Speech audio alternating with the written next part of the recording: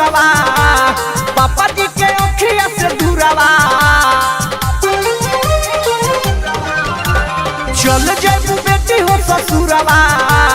पापा जी के अखिया से दूरवा सखी सहेली गाँव घर छूट जाई है सखी सहेली गाँव घर छूट जाई है आज के रतिया पापा हो जागल रही हो सब धाना बाची हो जाई है धियाबा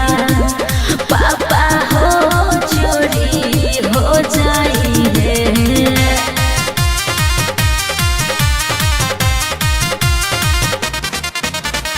अम्बे रिकॉर्डिंग स्टूडियो दिल्ली।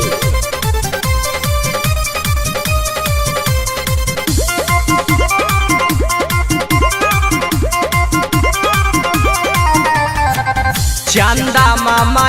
रे आव कह के दूध भात खियवनी बेटी बचपन में तह के ए पापा रहे का मजबूरी हमके भेजतानी दूरी समही रूखल सुखल खैती जवन घर में पापा जुरी दुनिया के रीत हवे प्रीत छूट जाई है दुनिया के रीत हवे प्रीत छूट जाई है आज के रतिया पापा हो जागल रही हो सब धाना बाची हो जाई है धियाबा पापा हो चोरी हो जाई है।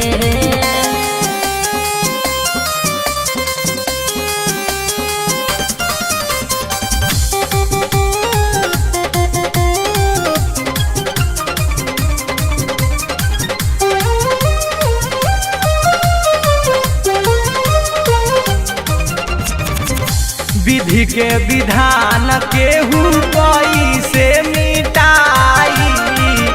कुहू के करे जा कैसे डोलिया चढ़ाई ए पापा पोछिया बनलो तनी मानी बतिया मोर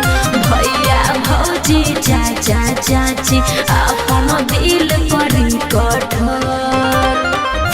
भाई परदेसी तोहरा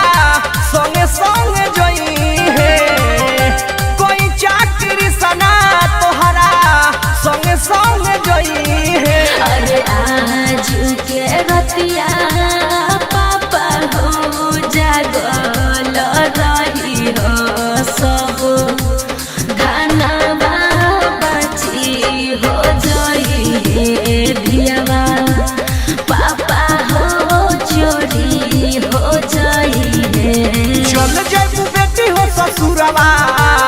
पापा जी के अखिया से दूरवा सखी सहेली गाँव घर छूट जाई है सखी सहेली गाँव घर छूट जाई है